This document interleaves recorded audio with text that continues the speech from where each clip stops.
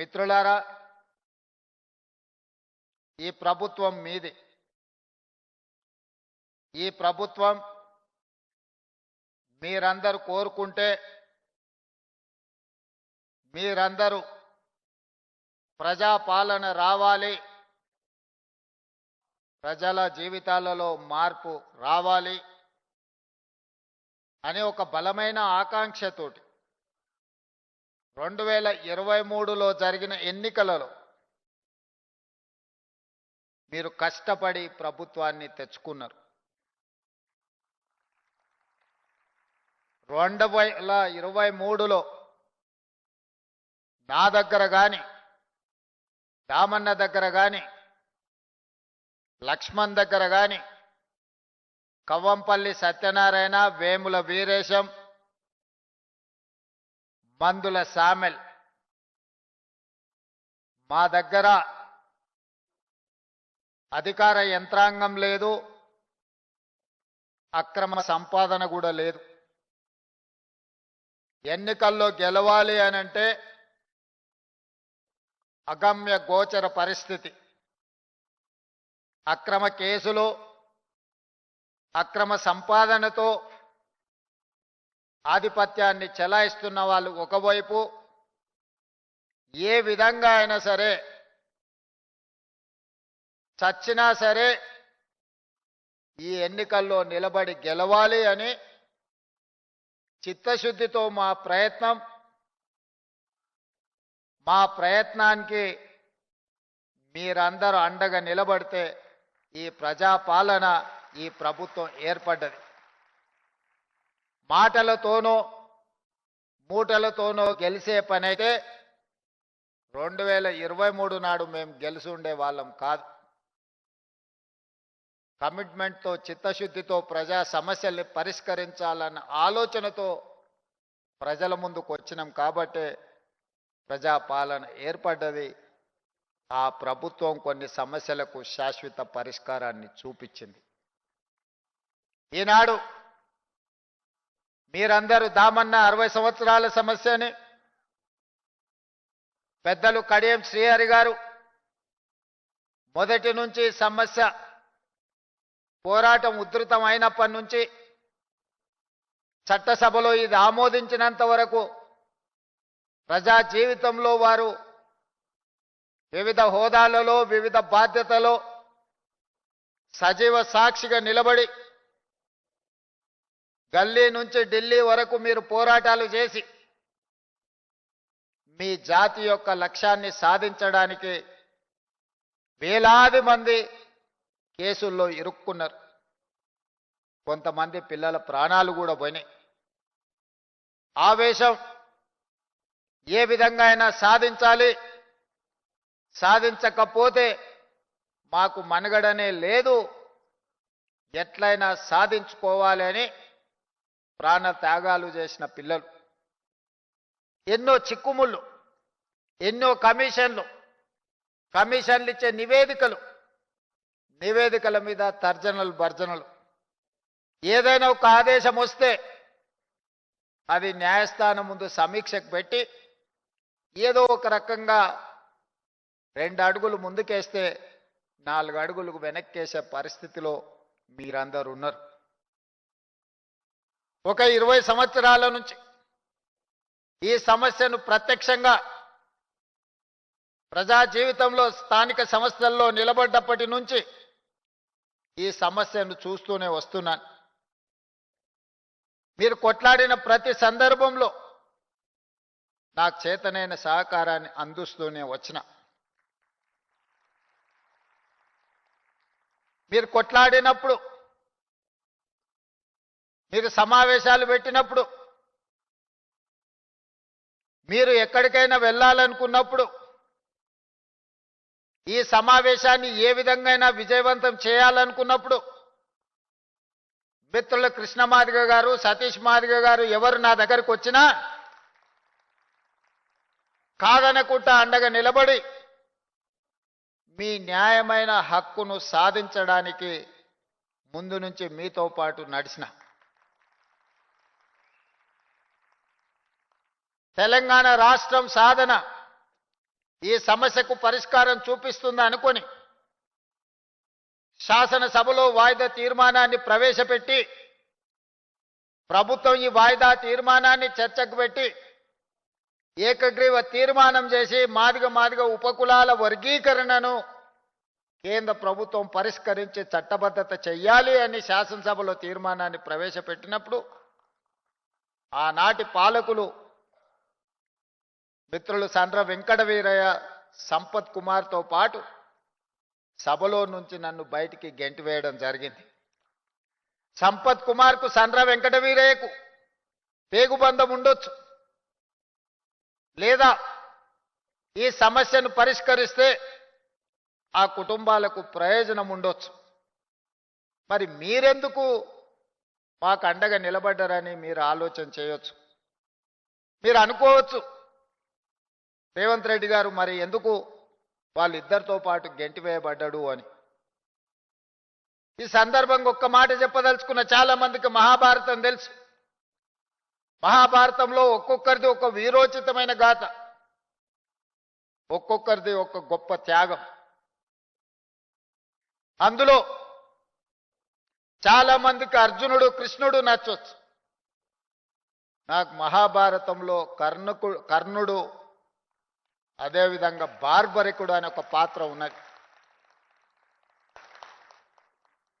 కర్ణుడు మిత్రుడి కోసం,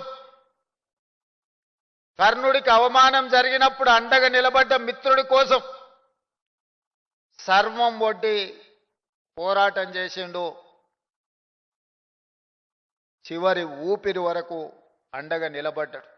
కొందరికి అది తప్పుగా, కొందరికి నచ్చకపోవచ్చు.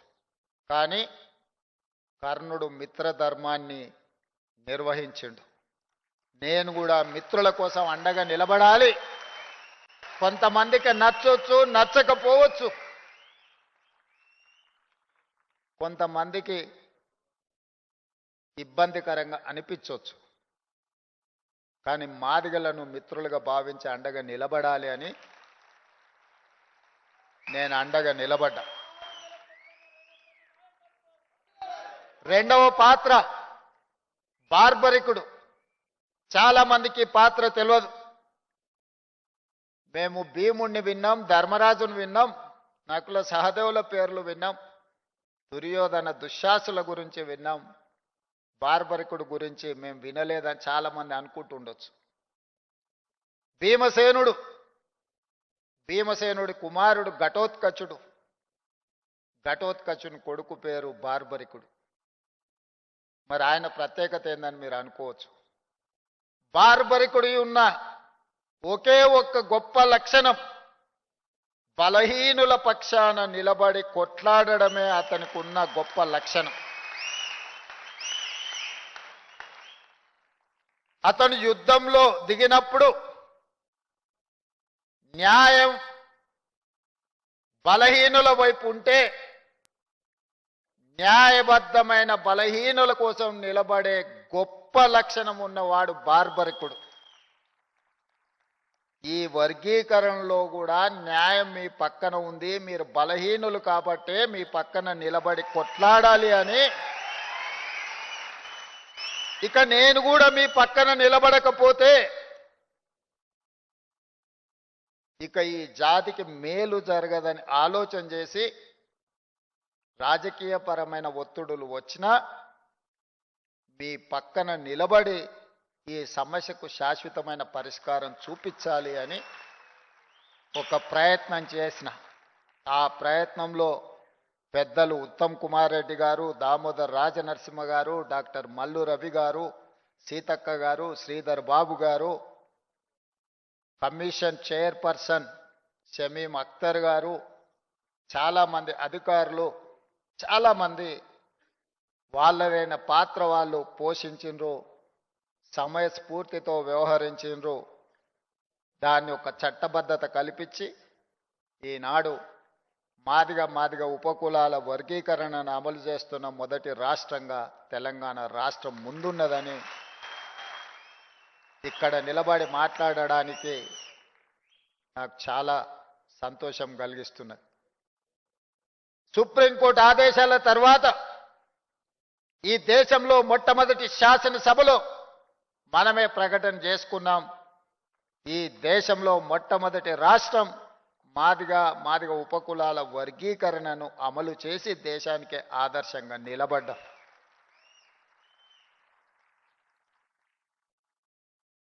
వర్గీకరణ అన్ని సమస్యలకు పరిష్కారం చూపించిందా అంటే చూపించకపోయి ఉండొచ్చు. మిగతా సమస్యలు ప్రొఫెసర్ కాసిం గారు చాలా విషయాలు ప్రస్తావించారు.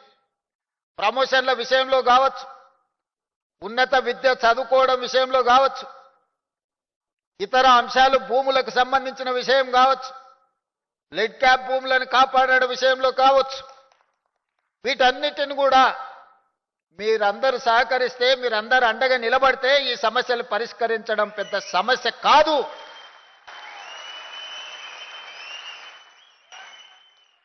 ముందుకు నేను వెళ్ళి సమస్యను పరిష్కరించడానికి ప్రయత్నం చేస్తున్నప్పుడు వెనక నుండి జరిగే దాడిని మీరు అడ్డుకోగలిగితే ఈ సమస్యకు పరిష్కారం దొరుకుతుంది. మీ అందరికి ఉన్నట్టే నాకు 2 చేతులు 2 కళ్ళు మాత్రమే ఉన్నాయి. పని చేసే ముందుకే చూస్తాను, ముందుండే పనుల్ని చేస్తాను.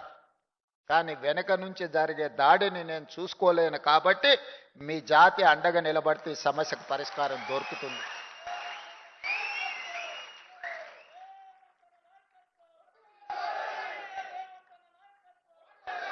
ఏదో ఒక రోజు, ఏదో ఒక నెల కష్టపడితే ఈ సమస్యకు పరిష్కారం లేదు.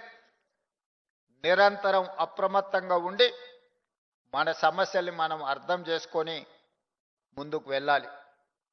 అదేవిధంగా మిత్రులారా, మీరందరు ప్రభుత్వ ఉద్యోగులు.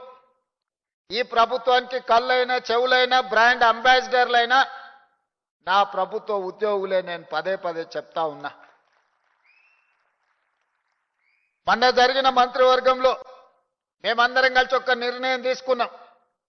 ప్రజాపాలన ప్రగతి ప్రణాళిక కార్యక్రమం 99 రోజుల కార్యాచరణ కార్యక్రమాన్ని తీసుకున్నాం. ప్రభుత్వం వచ్చిన తర్వాత రేషన్ కార్డులు ఇచ్చినాం, సన్నబియ్యం ఇచ్చినాం, ఇందిరమ్మ ఇండ్లు ఇచ్చినాం, 200 యూనిట్లు ఉచిత కరెంట్ ఇచ్చినాం, ఆడబిడ్డలకు బస్సులో ఉచిత ప్రయాణం ఇచ్చినాం, రైతు రుణమాఫీ చేసినాం, రైతు భరోసా అమలు చేసినాం. అందరికి వచ్చిందా రాలేదా అంటే నాకు తెలీదు. మీరిచ్చిన సమాచారమే నాకున్న సమాచారం. ఇవాళ మీ అందరికీ నా విజ్ఞప్తి ఒకటే, ఏ పేదవాడికి కూడా నాకు రేషన్ కార్డు లేదు అని బాధపడొద్దు. ప్రతి పేదవాడికి, చివరి పేదవాడి వరకు రేషన్ కార్డు అందాలి అంటే మీరు కష్టపడి వాళ్ళకి అందించాలి. నేను ఎందుకు ఈ మాట చెప్తున్నా అంటే, రేషన్ కార్డు వస్తే రేషన్ బియ్యం వస్తాయి, రేషన్ బియ్యం వస్తే రేషన్ కార్డు వస్తే ఇందిరమ్మ ఇల్లు వస్తుంది, రేషన్ కార్డు వస్తే ఇంటికి ఉచిత కరెంట్ వస్తుంది. ఇవాళ రేషన్ కార్డు కోసమైనా, సన్న బియ్యం కోసమైనా, ఇందిరమ్మ ఇల్లు కోసమైనా, 200 యూనిట్లు ఉచిత కరెంటు కోసమైనా ఎవరు ఎదురు చూస్తున్నారయ్యా అంటే అత్యధికంగా మీ జాతి బిడ్డలే ఎదురు చూస్తున్నారు. వాళ్ళకో వీళ్ళకో ఇతర ఆధారం ఉంది. ఏ ఆధారం లేని జాతి ఈరోజు ఇంకా సమాజంలో అత్యంత వెనుకబాటుతనాన్ని అనుభవిస్తున్నది మీ జాతి. మీరు బాధ్యతతో వ్యవహరిస్తే వాళ్లకు న్యాయం జరుగుతుంది. మీరు 99 రోజులు ఒక దీక్షలాగా చేస్తే మీ జాతికి ప్రత్యక్షంగా పరోక్షంగా మీరు మేలు చేసిన వాళ్ళు అవుతారు. అందుకే ఈ ప్రగతి ప్రణాళికలో ఏ ఒక్క రోజు కూడా నిర్లక్ష్యంగా ఉండకండి. మీ ఒక్కరోజు నిర్లక్ష్యం ఒక 10 దళిత కుటుంబాలకు న్యాయం జరగకపోవచ్చు. అందుకే ఈనాడు ఈ ప్రణాళిక తెచ్చింది. ఈ ప్రభుత్వం ముందుకు వెళ్తున్నది. ఈ జాతికి మేలు చెయ్యడానికే, ముఖ్యంగా దళితులకు, గిరిజనులకు, ఆదివాసీలకు, వెనుకబడిన బలహీన వర్గాల కోసం సంక్షేమాన్ని, అభివృద్ధి ఫలాలను అందించాలని ఈనాడు మా ప్రభుత్వము చిత్తశుద్ధితో ప్రయత్నం చేస్తుంది. ఆర్థిక సమస్యలు ఉన్నాయి. రిటైర్మెంట్ ఉద్యోగస్తుల బెనిఫిట్స్ ఇవ్వడానికి కూడా ఖజానా ఖాళీగా ఉంది. ప్రతి నెల 1000 మంది ఉద్యోగులు ఈరోజు యావరేజ్గా రిటైర్ అవుతున్నారు. ఒక ప్రభుత్వ ఉద్యోగి రిటైర్ అవుతున్నాడంటే రిటైర్మెంట్ బెనిఫిట్స్ 1 కోటి రూపాయలు దాదాపుగా చెల్లించాల్సిన పరిస్థితి. ఒక నెలలో 1000 మంది రిటైర్ అవుతే నెలకు 1000 కోట్లు రిటైర్డ్ ఉద్యోగస్తులకు రిటైర్మెంట్ బెనిఫిట్స్ ఇవ్వాల్సిన ఆర్థిక భారము ఉన్నా ఏదో ఒక రకంగా సమన్వయం చేసుకొని ఈ ప్రభుత్వాన్ని ముందుకు నడిపిస్తున్నాం. ఈరోజు ప్రజలు వ్యాపారస్తులు ప్రభుత్వానికి కట్టాల్సిన పన్నులు వసూలు చేయాల్సిన బాధ్యత, ప్రభుత్వం యొక్క ఆర్థిక పరిస్థితిని మెరుగుపరిచే బాధ్యత మీ చేతుల్లో ఉంది. మీరు పన్నులు సక్రమంగా వసూలు చేసి అక్రమార్కుల పట్ల కఠినంగా వ్యవహరించి ఖజానాను నింపితే అది తిరిగి పేదల సంక్షేమానికే ఖర్చు పెట్టే ఈ ప్రభుత్వం ఈరోజు అధికారంలో ఉంది. మీరు కష్టపడితే 10 మంది పేదలకు మేలు జరుగుతుంది. మీరు చిత్తశుద్ధితో పని చేస్తే 10 మందికి సహాయం అందుతుందని చెప్పి నేను ఈ సందర్భంగా నా ఉద్యోగ మిత్రులకు నేను తెలియజేయదలుచుకున్నా. అదేవిధంగా ఒకనాడు జాగీర్దారులు, జమీందారులు, భూస్వాముల దగ్గర వేలాది ఎకరాల భూములు ఉండే. ఆనాడు పివి నరసింహారావు గారు అగ్రికల్చర్ సీలింగ్ యాక్ట్ తీసుకొచ్చి దాదాపుగా 25 లక్షల ఎకరాల భూములను అసైన్మెంట్ పట్టాల పేరు మీద పేదలకు పంచిపెట్టారు. ఆ పట్టాలు ఈరోజు పట్టు తప్పుతున్నాయి, పట్టాలు తప్పుతున్నదని మిత్రుడు కాసిం చెప్పిండు. తప్పకుండా ఈ ప్రభుత్వం దానికి శాశ్వతమైన పరిష్కారాన్ని అందించడానికి అన్ని రకాల ప్రయత్నం చేస్తుంది. ఇక భవిష్యత్తు గురించి ఆలోచన చేస్తే ఈ ప్రభుత్వం దగ్గర భూమి లేదు పంచడానికి. నేను ఉస్మానియా యూనివర్సిటీలో చెప్పిన, వివిధ వేదికల్లో చెప్తున్నా, ఈ రోజు కూడా మీ ముందు నేను చెప్పదలుచుకున్నా, పంచడానికి ప్రభుత్వం దగ్గర భూములు లేవు. ప్రభుత్వం దగ్గర ఆర్థిక వెసులుబాటు పరిమితమైంది. మరి జాతి ఏమో ఇంకా వెనుకబడి ఉంది. జాతిని ముందుకు నడిపించాలి అనంటే ఈ జాతి భవిష్యత్ తరాలలో ఈ దరిద్రాన్ని అనుభవించకూడదు. దారిద్ర్య రేఖ నుంచి ముందుకు రావాలి అనంటే ఈ జాతికి చదువునివ్వాలన్నదే నా లక్ష్యం. ముందు నుంచి పంచడానికి భూములు లేవు, నజరలాన్ని చెల్లించడానికి నగదు లేదు.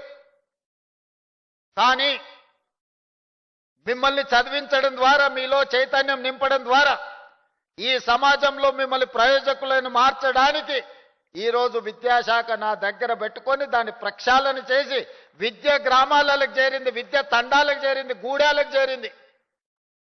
విద్య చేరింది కానీ నాణ్యమైన విద్య ఈరోజు అందడం లేదు. అందుకే నాణ్యమైన విద్య కోసం ఈరోజు ప్రత్యేకమైన ప్రణాళికలు ఈరోజు మా ప్రభుత్వం రచిస్తుంది. ఒకప్పుడు కరువు మట్టి తిని బతికిన రోజులు ఉన్నాయి. మొట్టమొదటి ప్రధానమంత్రి ఎడ్యుకేషన్ అండ్ ఇరిగేషన్ ప్రాధాన్యత తీసుకొని దేశాన్ని అభివృద్ధి పదం వైపు నడిపించినప్పుడు ఈ దేశంలో అన్ని ప్రాంతాలకు విద్య చేరింది. ప్రతి వాడికి భోజనం అందే పరిస్థితి వచ్చింది, కానీ అందులో న్యూట్రిషన్ ఫుడ్ లేదు. అందుకే ప్రభుత్వ హాస్టళ్లలో ఈరోజు మనము భోజన ధరలు పెంచి, అదేవిధంగా కాస్మెటిక్ ఛార్జెస్ పెంచి, మెస్ ఛార్జెస్ పెంచి నాణ్యమైన భోజనం పెట్టండి. ఈరోజు న్యూట్రిషన్ ఫుడ్ ఇవ్వాలి. ఈరోజు వాళ్ళని జ్ఞానవంతులను చేయాలనే ప్రయత్నం చేస్తున్నాం. ఇది అమలు జరగాలంటే, ఇది పేదలకు చేరాలి అని అంటే అందులో మీరు భాగస్వాములు కావాలి. ఈరోజు నాణ్యమైన విద్యను అందించాలంటే, న్యూట్రిషన్ ఫుడ్ పేదలకు చేరాలి అని అంటే ఈ ప్రభుత్వ నిర్ణయాన్ని అక్కడికి చేర్చాల్సిన వారధులు, సారథులు మీరే. ఇక్కడున్న వేలాది మంది నా ప్రభుత్వ ఉద్యోగులు అని చెప్పి నేను ఈరోజు చెప్పదలుచుకున్నా. ఇవాళ విద్య ఒక్కటే మీ జీవితంలో మార్పు తెస్తుంది. ఇవాళ మీరందరూ ఇక్కడ ఆర్డీఓలు ఉండొచ్చు, డిఎస్పీలు ఉండొచ్చు, ఎంఆర్ఓలు ఉండొచ్చు, లేకపోతే ఇతర ఉన్నతాధికారులు ఉండొచ్చు, విఆర్ఓలు ఉండొచ్చు. ఇంతకుముందు తహసీల్దార్ గారు మాట్లాడారు. ఈరోజు ఈ వేదిక మీద ఇక్కడ కూర్చొని ఇక్కడ మాట్లాడి ఇక్కడ గొప్పగా మీరు రాణిస్తున్నారంటే మీరు చదువుకున్నారు కాబట్టే ఇది సాధించగలిగినరు. ఈ ఒక్క చిన్న మర్మాన్ని గుర్తించాలి. మనకు అవకాశం వచ్చినప్పుడు మనం 10 మందికి చేయూత అందించాలి. మీకు మాకు పొత్తుంది, వ్యవసాయం పొత్తు, కానీ లక్షణాలు కూడా కొంచెం దగ్గర పోలిక ఉంది. మనకు అవకాశం రాగానే రిలాక్స్ అయిపోతాం. మేము బంగళ కట్టుకుంటాం, కారు కొనుక్కుంటాం, చుట్టాల దావతులకు పోతుంటాం. మీరు కూడా అవకాశం రాగానే అవకాశం వచ్చింది ఇంకేముందిలే అలసిపోయినాం దావత్ చేసుకుందాం అని అనుకుంటారు. దావతులు కొంత తగ్గించాలి మనం. ఎందుకంటే రెడ్డికి ఇచ్చినా గూటం రెడ్డికి ఇచ్చినా ఏం చేస్తారా దావతులు చేసుకుంటారా అని అంటారు. అది కూడా ఉండాలి కానీ మోతాదు తగ్గాలి.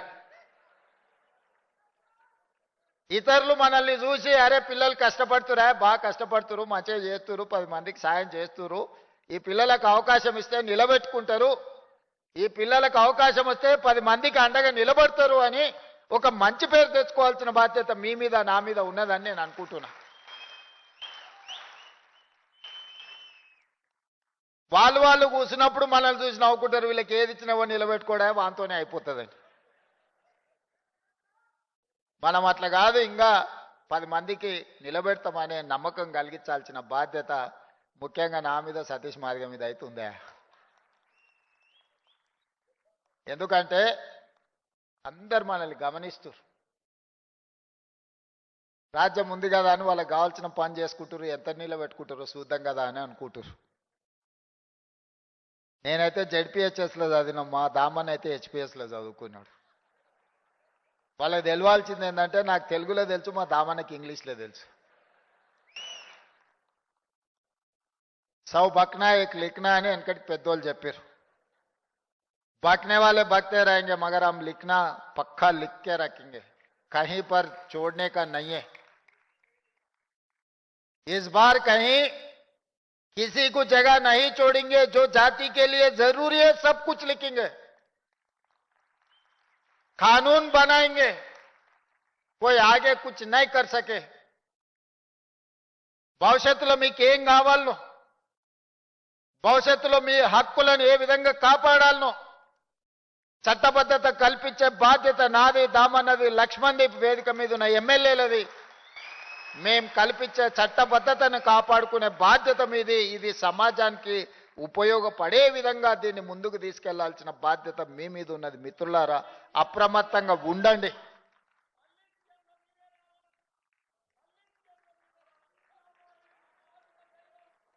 అందుకే మిత్రులారా, గత ప్రభుత్వం మీకు తెలుసు, బర్రెలను, గొర్రెలను, చేపలను ఇవి వాళ్ళు ఇచ్చింది. మిమ్మల్ని ఏమో చెప్పులు కుట్టుకోమని చెప్పింది. బర్రెల్ని కాసుకోవడము, గొర్రెల్ని పెంచుకోవడము, చేపల్ని పట్టుకోవడము, చెప్పులు కుట్టుకోవడము వీళ్ళు వచ్చి మనకు నేర్పాలనా? జాంబవంతుడు నుంచి ఇప్పటి వరకు ఈ జాతికి ఆ విద్య తెలియదా? నువ్వు కొత్తగా ఇచ్చింది ఏందని? వీళ్ళు బర్రెల్ని పెంచుకోవాలా, గొర్రెల్ని అదేవిధంగా చేపలు పట్టుకోవాలి, చెప్పులు కుట్టుకోవాలా. మీ పుల్లలు మాత్రం రాజ్యాలు వెళ్ళాలనా? ఇదా మీ జాతి యొక్క ఆలోచన? అందుకే ఈ బర్రెలు, గొర్రెలు, చేపలు కాదు, చెప్పులు కుట్టుకోవడం కాదు, చెప్పులు కుట్టిన ఈ జాతే డాక్టర్లు, లాయర్లు, ఇంజనీర్లు కావాలి, ఐఏఎస్లు, ఐపీఎస్లు కావాలి, మీరు ఎమ్మెల్యేలు, ఎంపీలు కావాలి. ఈ రాజ్యాన్ని నడపాలా. అప్పుడే ఈ జాతి గౌరవం పెరుగుతుంది. గొర్రెలు, బర్రెలు, చేపలు, చెప్పులు కుట్టడం కాదు. డాక్టర్లు, లాయర్లు, ఇంజనీర్లు కావాలి, ఐఏఎస్లు, ఐపీఎస్లు కావాలి. ప్రజాప్రతినిధులై ఈ తెలంగాణ పునర్నిర్మాణంలో మీరు భాగస్వాములు కావాలి. దానికోసం మీరు కష్టపడండి. నా శక్తి ఉన్నంత వరకు మీకు సహాయాన్ని అందించే బాధ్యత నాది.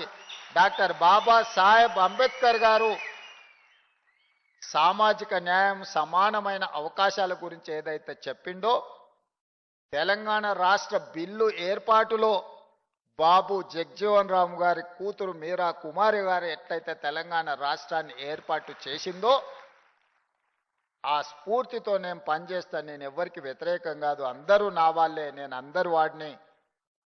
ఆ మధ్యలో ఒక ఆయన నన్ను ఏదో అన్నాడు అంటే చెప్పిన, సహాయం అందించినప్పుడు దామన్న రేవంత్ మాదిగా అన్నాడని.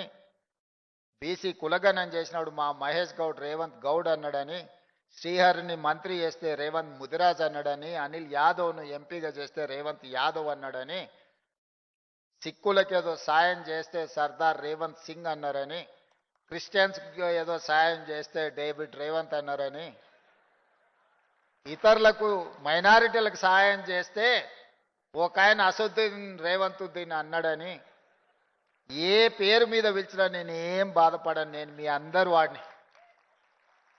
ఇవాళ నేను ఇంత చిన్న తక్కువ సమయంలో శ్రీహరణ నా మొదటి ప్రస్థానం నుంచి చూసుకుంటూనే వస్తున్నాడు. దామన్న అయితే నాకు మిత్రుడు, రాజకీయాలు లేనప్పుడు కూడా దామన్నతో నాకు పరిచయం ఉంది. చూసుకుంటూ వస్తూనే ఉన్నారు. వాళ్ళు నాకంటే ముందు చాలా పెద్ద పెద్ద హోదాలలో ఉన్నారు. జైపాల్ రెడ్డి గారు, జానారెడ్డి గారు దామన్న తండ్రికి మిత్రులు. వాళ్ళందరూ కూడా పిసిసి అధ్యక్షులు కావాలని, రాష్ట్రానికి ముఖ్యమంత్రి కావాలి అని భావించి ఉండవచ్చు. కానీ వాళ్ళందరికీ రాని అవకాశం ఈ వయసులో నాకు వచ్చింది. ఇది 10 మందికి ఉపయోగించడానికే తప్ప 10 మందికి సహాయం చేయడానికే, నిస్సహాయులకు సహాయం అందించడం నా బాధ్యత అని నేను భావిస్తున్నా. అందుకే ఈనాడు ఈ జాతి సమస్య పరిష్కారానికి శాశ్వతంగా పరిష్కారం చూపించాలని నిర్ణయం తీసుకున్నాం. మీరందరూ అభిమానంతో ఆత్మీయ సమ్మేళనం ఏర్పాటు చేసినందుకు సంతోషం. కానీ నిజమైన సంతోషం మీరందరూ కష్టపడి మిగతా జాతికి కూడా చేయుతను అందించి వాళ్ళని ముందుకు నడిపించినప్పుడే నాకు కానీ మా దామన్నకు కానీ నిజమైన సంతోషం కలుగుతుంది. మీరందరూ చేస్తారనే విశ్వాసంతో మీ దగ్గర సెలవు తీసుకుంటూ, మా లక్ష్మణ్ గారు అదేవిధంగా నింబోలి అడ్డ గురించి, హాస్టల్ గురించి, అదే విధంగా భవన్ గురించి, ఇతర సమస్యలు ఏదైతే చెప్పినరో మా దామన్నకు మా లక్ష్మణ్కు ముఖ్యమంత్రిగా ఆదేశాలు ఇస్తున్న చీఫ్ సెక్రటరీ గారిని పిలిచి సమీక్ష చేసి అంబేద్కర్ గారి జయంతి లోపల నిధులను మంజూరు చేద్దాం, నివేదికలను తయారు చేయండి. మీరేం వజ్రాలు అడగలే, వైదూర్యాలు అడగలే, మణులు అడగలే, మాణిక్యాలు అడగలే, మీ ఆత్మగౌరవాన్ని అడిగినరు. మీ ఆత్మగౌరవాన్ని ఇచ్చే బాధ్యత నాది. కార్యాచరణ సిద్ధం చేయండి దామన్న, తప్పకుండా మంజూరు చేస్తాను తెలియజేస్తూ మీ అందరి దగ్గర సెలవు తీసుకుంటున్నాం మిత్రులారా. వేలాది కుటుంబ